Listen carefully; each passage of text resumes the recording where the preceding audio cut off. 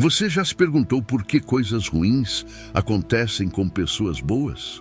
Hoje vamos mergulhar em uma das histórias mais intrigantes e profundas da humanidade, a saga de Jó. Imagine perder tudo o que você ama e ainda manter a fé. Este não é apenas um relato antigo, é uma jornada emocionante que desafia nossas crenças mais profundas. Descubra os mistérios de Jó, um homem que enfrentou o inimaginável e ainda assim permaneceu firme. Fique conosco e veja como essa história milenar ainda ressoa poderosamente em nossas vidas hoje.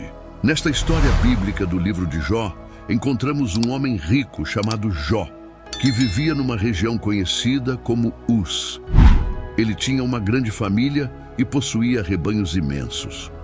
Jó era uma pessoa íntegra e justa, sempre empenhado em viver uma vida moral e tinha uma relação muito disciplinada com Deus. Na terra de Uz, vivia um homem cujo nome era Jó. Este homem era irrepreensível e honesto, temia a Deus e evitava o mal. Ele tinha 7 filhos e 3 filhas, possuía 7.000 ovelhas, 3.000 camelos, 500 jugos de bois, 500 jumentos e uma grande quantidade de servos. Era considerado o maior entre todos os povos do Oriente.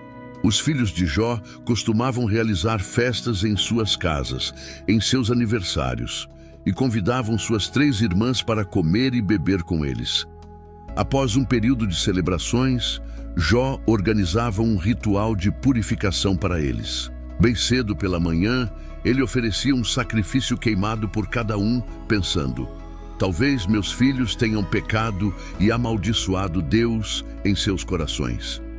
Essa era a prática constante de Jó, conforme descrito no primeiro capítulo, versículos de 1 a 5. Deus destacou as virtudes de Jó para Satanás.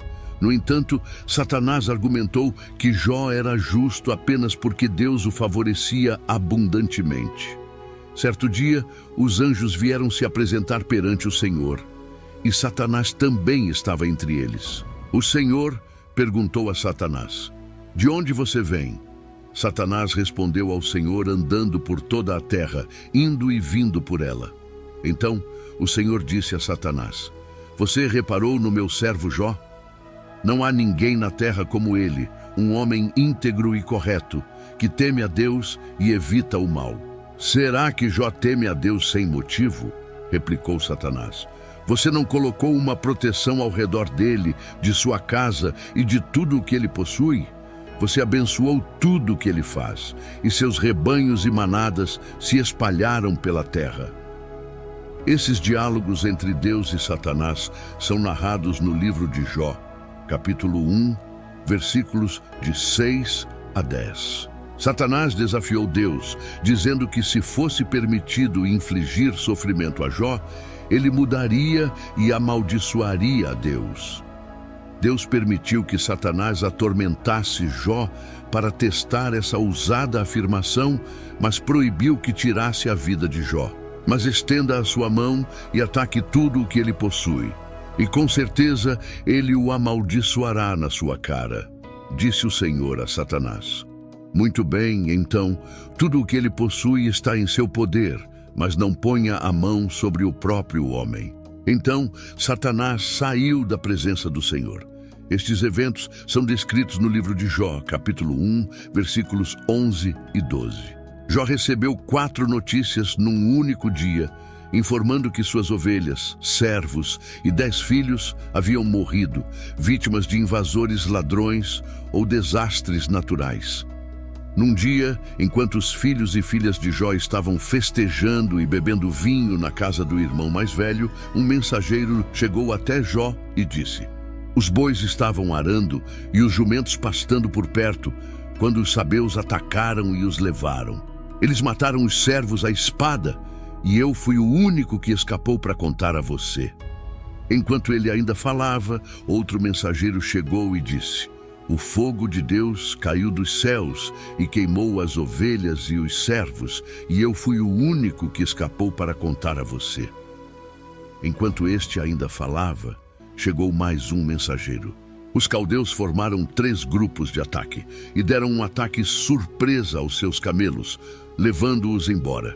Eles mataram os servos à espada e eu fui o único que conseguiu escapar para lhe informar. Ainda falando, outro mensageiro chegou dizendo: seus filhos e filhas estavam festejando e bebendo vinho na casa do irmão mais velho, quando, de repente, um vento forte veio do deserto e atingiu os 4 cantos da casa. Ela desabou sobre eles e eles morreram. Eu sou o único que escapou para contar a você.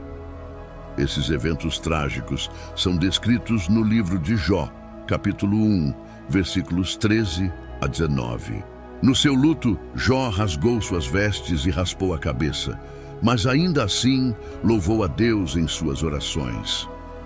Então Jó se levantou, rasgou seu manto, rapou sua cabeça e, prostrado ao chão, adorou, dizendo: nu saí do ventre da minha mãe e nu partirei. O Senhor deu e o Senhor tirou. Bendito seja o nome do Senhor. Em tudo isso, Jó não pecou, nem atribuiu a Deus qualquer falta.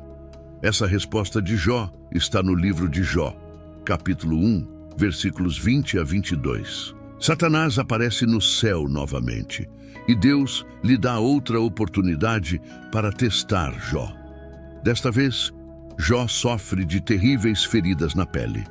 A esposa de Jó tenta persuadi-lo a amaldiçoar Deus e desistir da vida, mas ele resiste e tenta suportar seus sofrimentos. 2 tramas são habilmente entrelaçadas, uma celestial e outra terrena. Os acontecimentos na terra são o resultado de algo que já ocorreu no céu, assim como a guerra na terra imediatamente após um conflito no céu, como no livro do Apocalipse. Elifaz, Bildade e Zofar, 3 amigos de Jó, chegam para consolá-lo, sentando-se com ele em silêncio por 7 dias, em respeito ao seu luto.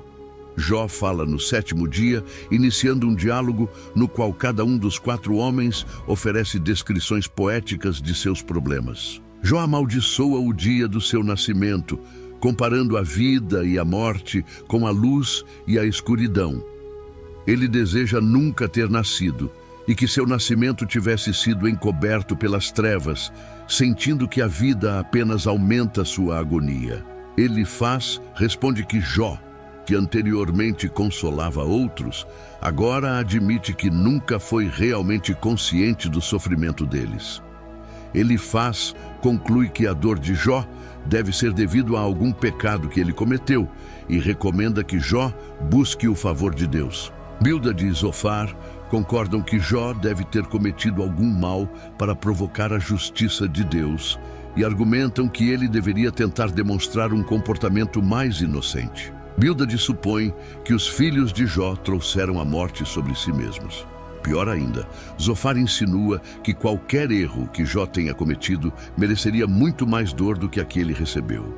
Jó reage a cada um desses comentários, ficando tão irritado que chama seus simpatizantes, Jó chama seus amigos, de médicos inúteis que mascaram sua ajuda com mentiras, como descrito no livro de Jó, capítulo 13, versículos de 1 a 4. Meus ouvidos ouviram e entenderam isso. O que vocês sabem, eu também sei. Não sou inferior a vocês. Mas eu desejo falar com o Todo-Poderoso e discutir o meu caso com Deus. No entanto, vocês me difamam com mentiras. São todos médicos inúteis. Jó questiona por que Deus julga as pessoas com base em suas ações, quando ele poderia facilmente corrigir ou perdoar esses atos.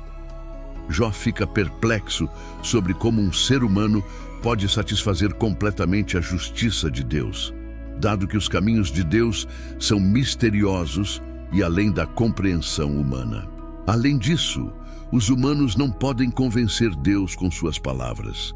Deus não se deixa enganar e Jó admite que nem mesmo conhece a si mesmo o suficiente para defender seu caso perante Deus. Jó anseia por alguém que possa mediar entre ele e Deus, para que não seja condenado ao Sheol, o submundo. Jó acredita que no céu Há uma testemunha, o Redentor, que atestará a sua integridade, como ele expressa no capítulo 19,